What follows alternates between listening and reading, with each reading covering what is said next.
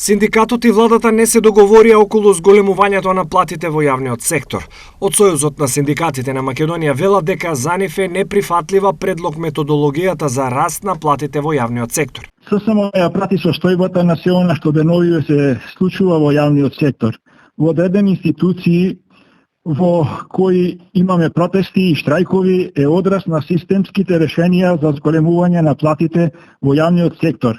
Барањето е да платите се покачат за circa 30%, хипотетички зборувам, што звучи примамливо. Но по овој предлог, владата предложи системско решение, односно методологија, ново зголемување да биде до 2028 година. Што би значило ако во моментов минималната плата е 2275 денари, со методологијата што владата ја предлага за согласување на платите за 5 години, тоа значи 2028 година минималната плата во јавниот сектор ќе биде некаде околу 26.330 денари.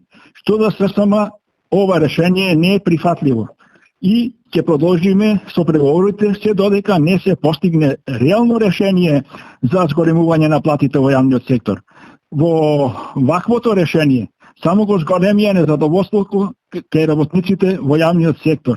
Иван Пешевски од градежниот синдикат вели дека методологијата за раст на платите на вработените во јавниот сектор не е прифатлива, бидејќи според неа, оние работници што сега земаат минимална плата од 20.200 денари до 26.300 денари ќе стигне дури по 5 години. Според она што го нуди владата, минималната плата во јавниот сектор од 20.200 денари, колку што изнесува сега, до 1 јануари 2028 година ќе достигне до 26.300.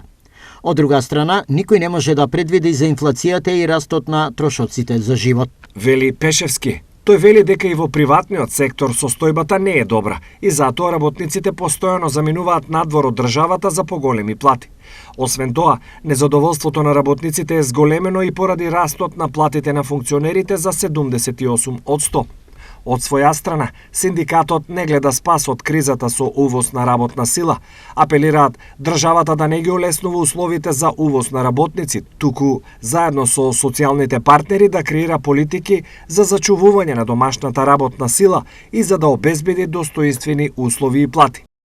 Решение не е да увеземе работна сила во Република Македонија, бидејќи ние треба да го задржиме нашиот работник, бидејќи тој е вреден, бидејќи има познавање, оспособен е за оваа работа и за ова поднебје во кое што ние живееме и работиме, и треба само да им се зголемат платите, да имаме добри услови за работа, да имаат верба во правосудниот систем, да имаат верба во институциите на системот.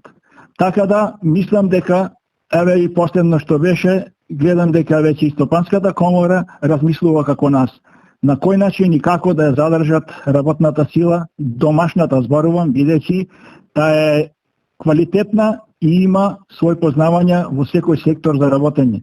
Така да, жалосно е да работеат во други економии, наместо да придонесат тука во нашата држава за развој и напредок на истата.